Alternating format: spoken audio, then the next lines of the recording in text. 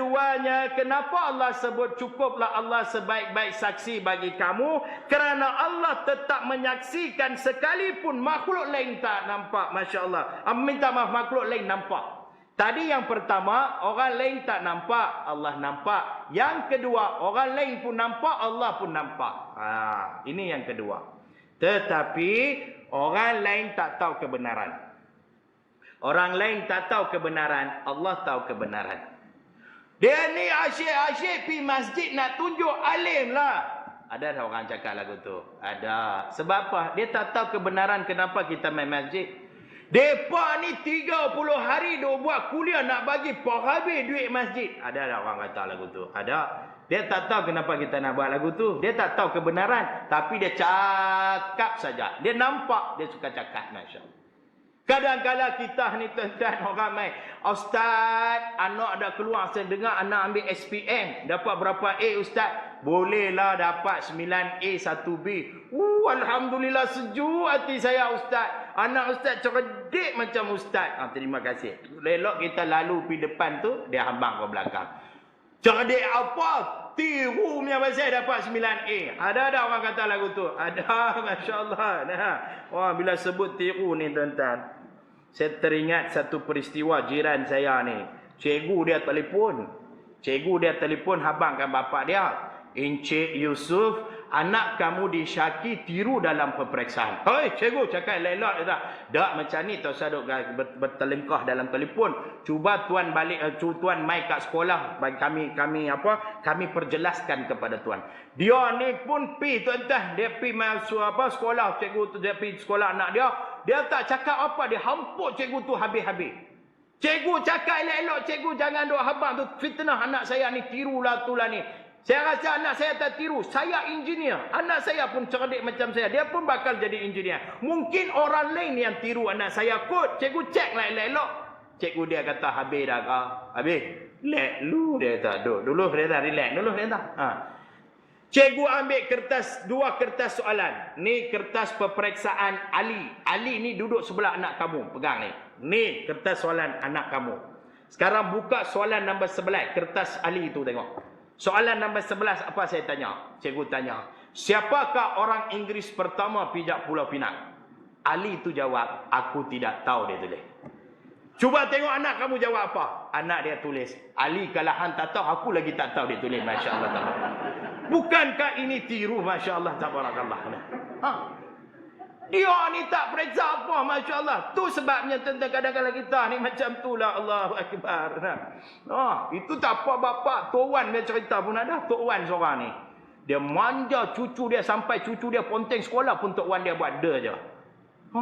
Dia sayang dekat cucu dia sampai macam tu tuan-tuan. Mak ayah dia pun tak sayang macam tu. Tapi Tok Wan dia sayang cucu dia sampai cucu dia ponteng sekolah pun dia tak heran. Satu hari dia ponteng rumah duduk ada ponteng sekolah duduk dekat rumah. Cikgu dia cari mai rumah. Tok Wan dia pergi habaq dekat cucu, hang pi sembunyi. Pasal apa tu? Cikgu hang mai dah dia tahu.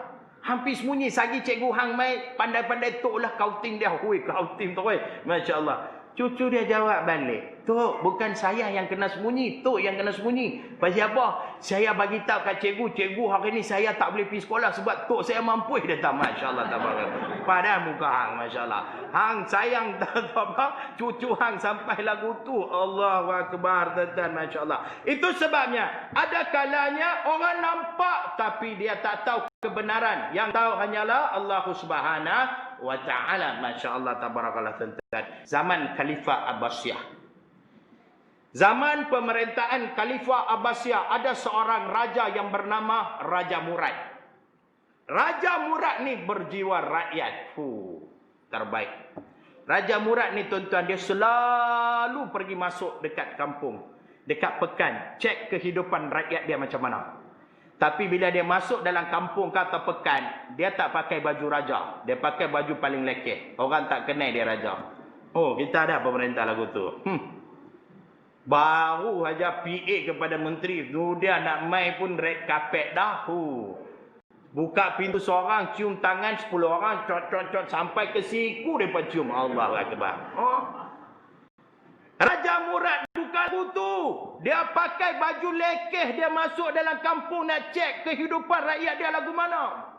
Satu hari dia pergi pakai pakaian lekeh, dia masuk dalam satu pekan. Dia masuk dalam pekan tu, dia tengok satu jenazah, tentang diletakkan di tengah-tengah pekan tu, tak ada siapa uruskan jenazah tu. Masya Allah, ni Raja Murad ni. Maka Raja Murad terkejut, tak ada siapa uruskan jenazah tu. Jadi Raja Murad halang 2-3 orang yang dah lalu dekat sana. Ni hampa buat lagu ni kat jenazah ni. Hampa kena uruskan dia cepat-cepat. Seksa kepada mayat ni, awak buat lagu ni. Apa mereka jawab? Mayat ni, hoi, jangan harap kami sentuh. Dia siapa? Dosa penuh. Berlambak dosa dari hujung rambut sampai hujung kaki, dosa dia ni. Itu sebab kami tak mau sentuh dia. Hai, dosa apa dia buat sampai macam ni? Sampai apa pulaukan dia terus. Ni hari-hari duduk rumah pelacur. Hari-hari pergi duduk kedai arak. Hei, ada kau orang macam ni? Tapi aku tengok dia tak ada macam ni. Dia ni berkuat berlakonnya. Dia tak. Dah mati berlakon apa? Masya Allah. Jadi Raja Murad kata, hampa tolong aku satu benda boleh dah? Boleh, apa dah? Usung mayat ni, kita pergi kat rumah dia, letak dekat rumah dia. Boleh, jom. Mereka pun usung jenazah tu, pergi letak betul-betul depan pintu rumah tu, cabut lari semua. Masya Allah. Jadi Raja Murad pun ketuk pintu, keluarlah isteri kepada si mati itu. Dalam keadaan teriak isteri dia. Maka Raja Murad tanya, puan, betulkah ini suami puan? Suami saya ni, suami saya. Saya dah nasihat, dah banyak kali saya nasihat dia. Dia tak nak dengar, dia tak nak dengar. Raja Murad tanya, puan bertenang sedikit, saya nak tanya sedikit. Apa amalan suami puan ini sehinggakan satu kampung ni sudah pulaukan dia? Maka isteri dia bagi tahu, tuan, suami saya ini seorang peniaga, seorang businessman. Saban hari bila dia dapat duit keuntungan, waktu dia balik rumah, dia tak balik rumah. Dia pergi mana? Dia pergi rumah pelacur. Dia pergi rumah pelacur. Suami saya ni pergi rumah pelacur. Tetapi tuan, percayalah, suami saya tak pernah langgan pelacur. Suami saya ambil duit keuntungan itu, bayar kepada pelacur, minta mereka jangan melacurkan diri. Duit-duit balance tu dia pergi ke kedai arak, dia beli botol arak bukan untuk diminumnya, tetapi suami saya pecah-pecahkan botol arak itu. Dia tak nak siapa-siapa di kampung ini minum arak. Walaupun suami saya buat benda yang baik, tapi orang nampak dalam keadaan yang orang tak tahu kebenarannya. Itu sebabnya saya nasihat dekat dia, jangan buat macam ni, jangan buat macam ni. Orang kata lain, orang ingat lain. Tapi suami saya selalu bantah balik. Suami saya kata, walaupun orang tak tahu kebenaran, Allah tahu kebenaran dia. Dan aku buat benda ni bukan kerana orang. Aku buat benda ni kerana Allah. Saya bagi tahu dekat suami saya, kalaulah abang mati nanti, takkan seorang mai jemput abang. Takkan ada seorang pun mai uruskan jenazah abang. Tapi suami saya pernah bagi tahu dekat saya, tuan, kalau saya mati, andai kata kalau orang kampung seorang pun tak mai, jangan risau. Allah akan hantar khalifah menguruskan jenazah aku. Bila Khalifah Murad ini dia dengar penjelasan isteri dia, teriak dia tentang menangis dia, Masya Allah. Teriak habis. Maka dia minta, tuan, puan, saya merayu kepada kamu, serahkanlah jenazah suami puan ini kepada saya. Saya bawa balik ke istana saya dan uruskan pengebumiannya dengan penuh istiadat.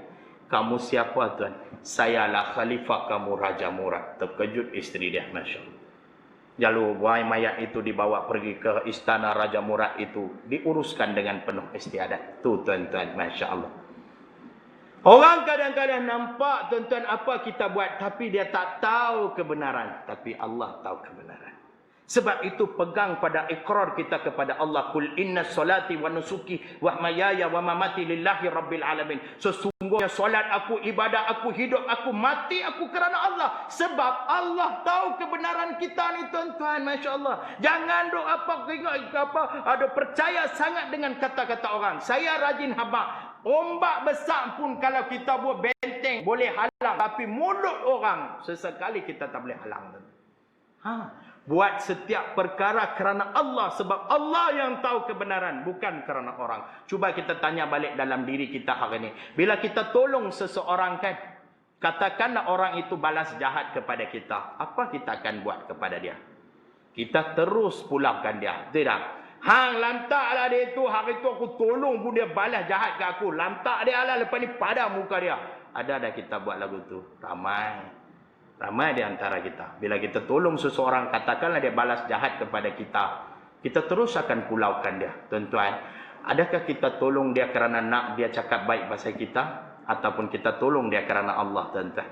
Biar pilah kita buat baik kepada orang, katakan dia balas jahat kepada kita, teruskan buat baik. Biar pilah kita kadang-kadang ikhlas dengan orang, tapi orang tak pernah ikhlas kepada kita, kita terus ikhlas, tuan-tuan.